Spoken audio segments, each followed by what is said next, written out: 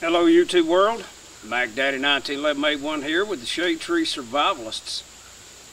Today I'd like to talk about redundant capabilities as well as elaborate a little bit on what I have done just in the last little bit to better to make the fit of the Alice large pack fit my gear a little bit better. You may or may not notice I have taken my Alice fanny pack off the belt order. When I was wearing the large pack, it was pushing down on the fanny pack, which was causing serious pressure on my rear end, my butt, as well as my upper thighs. And I wouldn't be able to walk very far without being overly tired. And I'm not even talking about just a couple of 100 yards and I'll just give out. So thought about it long and hard, got rid of the fanny pack, adjusted the straps just a little bit, just a tiny bit, put the backpack back on, and it rode so much better without that damn thing in the way. And the other thing I did is I added another canteen to this side to equal out the weight on the front and the back so that it's not pulling down in the front only. That's another thing I did. But I also got to thinking about it. This here, the large pack, is for long-term in survival out in the woods, as well as supply. You know, you got extra water, you've got shelter, you've got a big sleeping bag, you've got extra ammunition, food, clothing, fire starting capability, all these different things in this large pack. So it's very heavy, all right?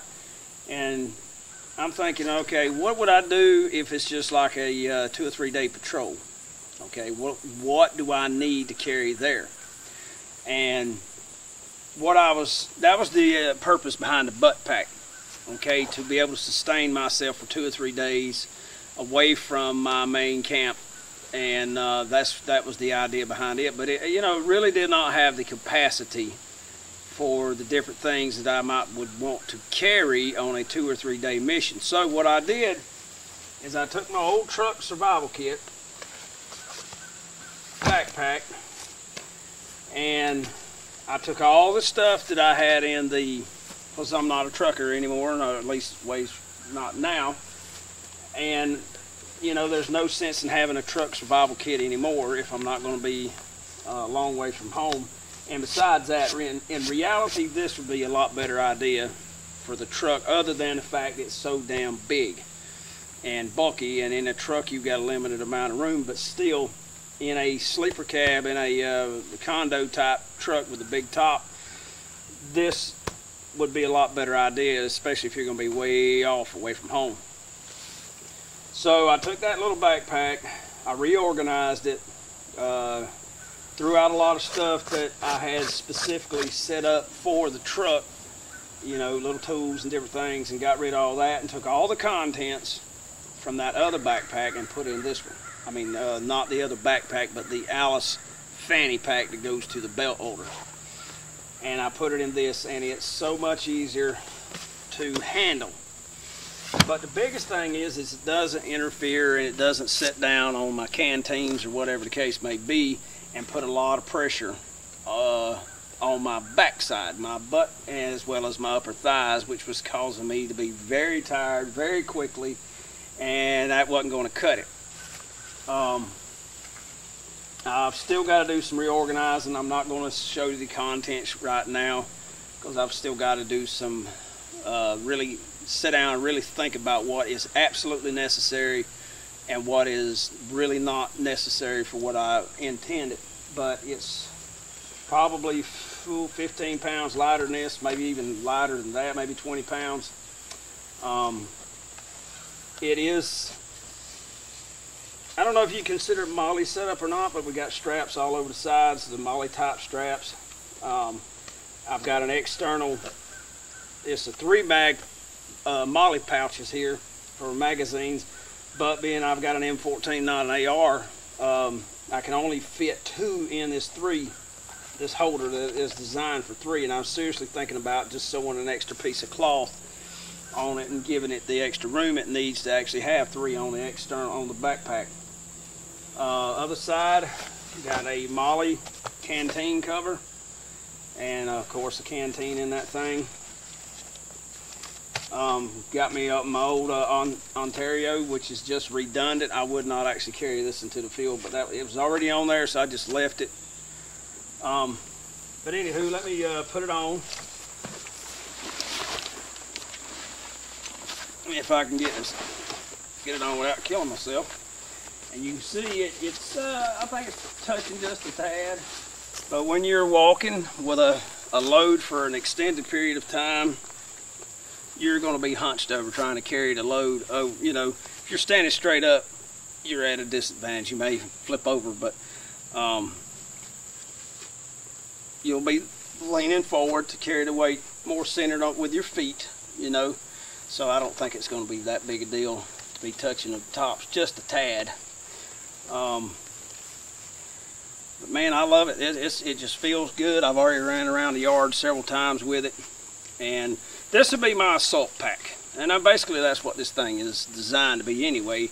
Sustain you for maybe 3 days, carry extra ammunition, extra water. I've got my poncho in here. I've got a camouflage net in here so I can make you know, a hide, and you know, got other things in there, medical kits, a lot of extra ammunition, so forth, but a lot smaller package. Now, of course, this would not be worth a damn in the winter because we don't have a sleeping bag on it, but I could, of course, always carry the sleeping bag if I decided to.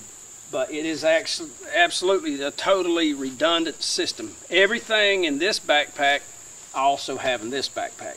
So if I were going out away from my home, I'd probably dump everything but like the extra ammo, wad this backpack up, shove it into this backpack, and once I got my base camp set up, take it back out, fill it back up with the food, water, extra ammunition, fire starting capability in this backpack without having to haul this big bastard here all around. This is more like for long range reconnaissance patrol or an ambush or whatever. You just want extra ammo for sure, and food is basically what you're wanting a backpack for, you know, and of course tools to clean your weapons, or you know, a medical kit, whatever the case may be. But anywho, this will be I reckon would be considered part 3 of the Alice, going back to Alice. This one also has the quick release straps, just like this one here. It's a real military pack. It's not, you know, it's not a civilian aftermarket job, so you got the quick release, which is absolutely essential. But like I said, I can put this one on now. The belt comes right around here, and it doesn't interfere, it doesn't push down unnecessarily on my person. If you have any ideas on how to make this system better, please, I'd appreciate it. Do a video response, send me an email, macdaddy1911a1@gmail.com, and because I haven't got any video responses from going back to Alice Part 2 when I was asking for advice on this. If you know of a better way to do this, I don't know at all, and I'd appreciate a heads up. But anywho, this is MacDaddy1911A1 with the Shade Tree Survivalist. Thank you very much for watching.